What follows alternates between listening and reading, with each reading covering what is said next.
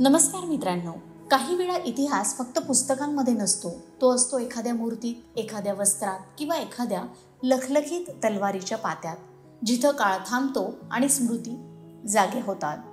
हो, आपण बोलतोय संग्रहालयाबद्दल. जगभरात 18 मे हा दिवस जागतिक संग्रहालय दिन म्हणून मोठ्या उत्साहात साजरा केला जातो. 1977 पासून आंतरराष्ट्रीय संग्रहालय परिषद म्हणजेच इंटरनॅशनल काउन्सिल ऑफ म्युझियम्स यांच्या पुढाकारानं या दिवशी जगभर वेगवेगळ्या सांस्कृतिक उपक्रमांचं आयोजन केलं जातं. या दिवशी जगभरात ऐतिहासिक वस्तूंचं आणि कलाकृतींचं दर्शन घडवलं जातं.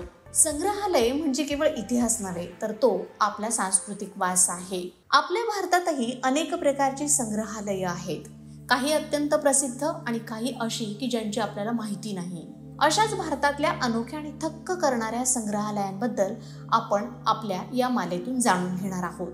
भारताची IT राजधानी म्हणून ओळखल्या जाणाऱ्या बँगलोरमध्ये एक असं ठिकाण आहे जिथं इंजिनाचा आवाज आपल्याला एक अनोखा इतिहास सांगतो. हे ठिकाण आहे लेजेंड मोटरसायकल कॅफे म्युझियम. या संग्रहालयात आपल्याला पाहायला मिळतात 20 पेक्षा जास्त विंटेज दुचाकी आणि विशेष म्हणजे त्या आजही चालू स्थितीत आहेत. हे संग्रहालय साकारलं आहे दुचाकी प्रेमी श्री S. प्रभू यांनी. त्यांच्या वर्षानुवर्षांच्या संकलनामधून एक अद्भुत असा संग्रह, असं संकलन आपल्या सगळ्यांना बघायला मिळतं. इथे 1924 सालची दुचाकी आहे, तर दुसरीकडे 1942ची जेम्स ML आणि BSA M20 देखील आपल्याला पाहायला मिळते. वेगवेगळ्या सालातल्या या दुचाक्या बघून आपल्याला जाणवतं की श्री S. प्रभू यांनी या दुचाकीच्या माध्यमातून चक्क काळाला थांबवून ठेवलं आहे. असं आहे हे दुचाकीचं अद्भुत असं जग.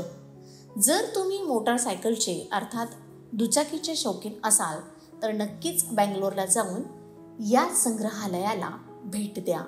Legend motorcycle cafe museum. आज आपण एका अनोख्या संग्रहालयाविषयी जाणून घेतलं.